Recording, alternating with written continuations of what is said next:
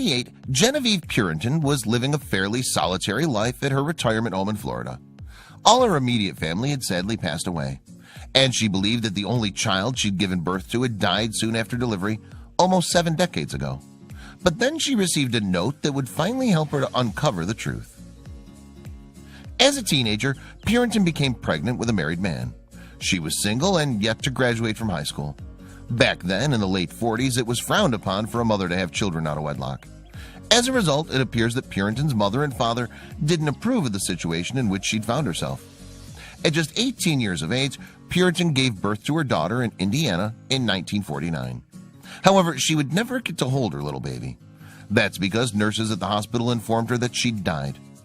In December 2018, Purinton told NBC News, "I asked to see the baby and they said she died. That's all I remember." At the time, Purinton had no reason to doubt what hospital workers were telling her. They'd said outright that her baby had passed away, so it didn't cross her mind to ask to see her daughter's birth certificate. Instead, she accepted the fact that she'd lost her child and focused on getting her life back together. Without that baby girl, Purinton found herself feeling isolated. Her mom had warned her that her dad would kill her if she returned home, so instead she went to live with her grandmother. She finished high school before leaving her home state of Indiana for a new life in Florida. Purinton reportedly arrived in her new home without knowing a soul. However, what she lacked in company, she made up for in grit and conviction. She carved out a life for herself in Tampa, but she'd never go on to have any more children following a hysterectomy to treat a tumor. Despite that health scare, Purinton was destined to live a long life. However, the downside to that was watching all of her 8 siblings pass before her. As of December 2018, Purinton was 88 and believed that she was the only one remaining in her family. Consequently, she lived a simple existence at a care home in North Tampa. As Purinton whiled away the days at her assisted living facility, she had no way of knowing that she would soon discover a new relative. One which would ultimately lead her to a whole new side of her family that she never even knew existed. It all began in September 2018, when Purinton was handed the phone number of a lady called Connie Moultrip. Moultrip was raised in Santa Barbara, California, after being adopted as a baby. She was always aware that her parents weren't biologically related to her. Nevertheless, she loved hearing about how they came to welcome her into their family, and the fact that they chose her to be their own no doubt made her feel special. Moultrip revealed how her parents would talk openly about her adoption. In 2018, she told Inside Edition, "My favorite bedtime story was how my parents walked up and down the halls of the hospital looking at all the babies until they found me, and then they stopped. It was sweet." However, Moultrip's happy bubble was not to last. Sadly, her adoptive mother died when Moultrip herself was a small child. Her father subsequently remarried, but he too fell ill and soon passed away. As a result, Moultrip had lost both her adoptive parents by the age of 5. In 2018, Moultrip's own daughter, Bonnie Chase, revealed to CNN, her adoptive mother died of cancer, and shortly after, her adoptive father was diagnosed with a heart condition. Plus, to make matters worse, Moultrip's stepmother was reportedly abusive. As such, hers was not the happiest of childhoods. With no major maternal influence in her life, Moultrip supposedly always fantasized about meeting her real mom. And she did actually look for her biological mother during her 30s, but her efforts proved fruitless. Eventually, it seems, life got in the way of Moultrip's quest to find her family. As an adult, Moultrip settled in Richmond, Vermont, enjoying a career as a nurse and then a massage therapist. She had just one daughter, Bonnie Chase, who herself went on to have 2 children. As a result, by the time she was in her late 60s, Moultrip only had 3 blood relatives that she was aware of. But all that was to change in 2017, when Chase bought Moultrip a DNA testing set as a Christmas present. After all, she thought her mom might like to learn more about her genes. However, Chase had been interested to learn more about her own heritage, so she also got a kit for herself. Chase could relate to Moultrip. Like her mom, there was a whole side of Chase's family she didn't know. In 2018, Chase explained to Yahoo, "I never met my own biological father, and growing up, it was just me and my mom.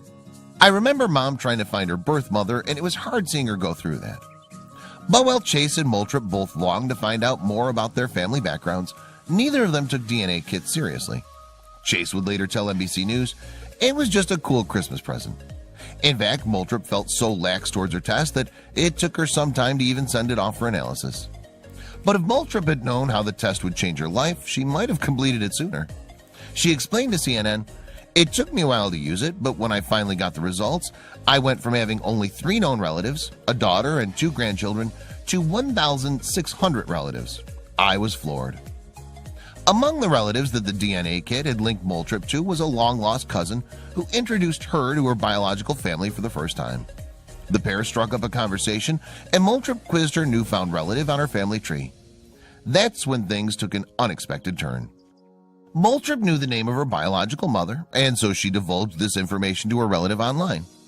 Recalling what happened next, Moultrie told CNN, "I told her my mother's name was Genevieve Purinton, and my cousin said, 'Oh, that's my aunt, and she's still alive living on her own.' I couldn't believe it." In a shocking twist, it turned out that Moultrie was the baby that Purinton believed she'd lost in 1949. It seems that her nurses had lied to her, and the child hadn't died at all. Instead, she'd been taken to an orphanage ready to be adopted into a new family. Later, Moultrie reflected on why she may have been taken from her mother in such a callous way. She told CNN, "Because she was an unwed mother, she was told that I had died. She continued with her life not knowing I was still alive." And sadly, Purinton was not alone in this kind of experience. Ann Fessler is the author of the 2006 book, The Girls Who Went Away. In it, she explored the pressure that pregnant single women felt to give up their babies during the period between the close of World War II and the time in which abortion became legal in 1973. She interviewed over 100 women who'd begrudgingly surrendered their children to protect themselves from the shame of being a single mother. During the 1940s and 50s, illegitimacy was usually considered the woman's fault, a symptom of her psychological shortcomings. As a result, it was often the view that it was best for them to be separated from their babies. Often, unmarried mothers had little option but to hand their offspring over, receiving no support from society to help them raise their children themselves. Forced adoptions were disturbingly commonplace in the era in which Purinton gave birth to Moultrie, and the fact that she was told her child had actually died is a particularly grim assessment of social attitudes at the time. As Purinton herself put in the Daily Mail in 2018, things were different back then. As for Moultrie, it seemed that now, age 69, she was going to finally meet her biological mom. This was to be a reunion she'd been dreaming of since she was a child. As Moultrie's own daughter, Chase, told NBC News, she'd fantasize about her mother rescuing her since she was 5 years old. It's truly a lifelong dream. After receiving Purinton's contact details from her cousin online, Moultrie reached out to her biological mother. Leaving the ball firmly in Purinton's court, she simply sent her a card with her phone number in it. That way, Purinton could get in touch with her long-lost daughter if and when she felt ready. The moment that Moultrie had waited most of her life for came on September 8, 2018. It was then that she answered the phone to find Purinton on the other end. Finally, she could hear her biological mother's voice for the first time in her living memory. And it seems that Moultrie believed fate played a part on that special day. In an interview with CNN, Moultrie revealed, "I was at church that day, and I never want to leave early, but on that day I did. Literally 20 minutes after getting home, my mother calls." The conversation had been almost 70 years in the making, and so the pair had a lot to catch up on. Recalling that first phone chat, Moultrie told NBC News how Purinton had told her, "I think I'm your mother." Then, recalling the atmosphere of the call, Moultrie added, "You could have heard a pin drop." She wanted to remember if I knew my original name, Margaret Ann Mitch. As it happened, she did. The initial conversation was to be the start of a meaningful relationship between Moultrie and Purinton. Indeed, they subsequently began calling regularly, and it was during these catch-ups that the two women realized just how much they had in common. As a result, Moultrie was in no doubt that she'd finally found her mother. Joking, Moultrie said of Purinton, "She couldn't deny me if she wanted to. We look exactly alike. We have the same facial features, bad knees, and we've both had heart attacks and strokes." She added, "My mom has always wanted to be a nurse but couldn't afford school, so she became a cook. I was a nurse for 34 years, and my passion is cooking." Moultrie finally got the chance to meet her mother at Purinton's retirement village in Florida in December 2018. She later recalled the moment she first set eyes on her biological mom to Inside Edition. In her words, "I walked into her retirement home, and I knew it was her because she walked with a walker." Moultrie revealed, "There was only one woman there with a walker. She turned around, and it was like looking in the mirror. I looked just like her. We just walked over to one another, and both of us started crying." And from there, it seems like there were a lot more tears shed.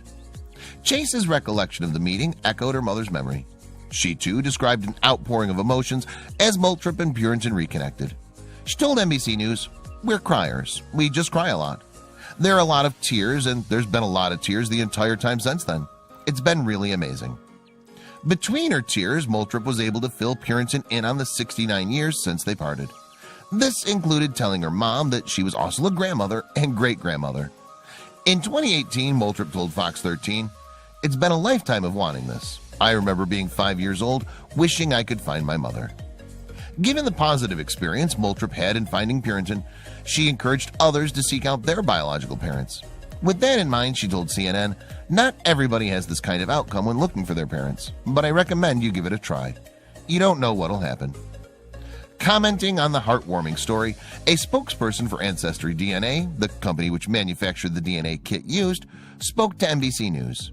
Jasmine Jimenez said, "We're thrilled that Ancestry was able to play a part in helping to connect Genevieve Purinton with her daughter after 69 years. We wish her and her family the best, and that this is only the beginning of an enduring relationship." And Moultrie's journey of discovery into her biological family didn't end with meeting Purinton. That's because she also had plans to reconnect with her two half-siblings on her dad's side in the month after a reunion with her mom. As such, Moultrie was watching her family grow before her eyes. For Moultrie's daughter Chase, the journey that the DNA kits she bought for herself and her mom had taken them on had been life-changing. She told CNN, "We knew nothing about our family. It was just us three. Now, through Ancestry, we see we're related to over 4,000 people."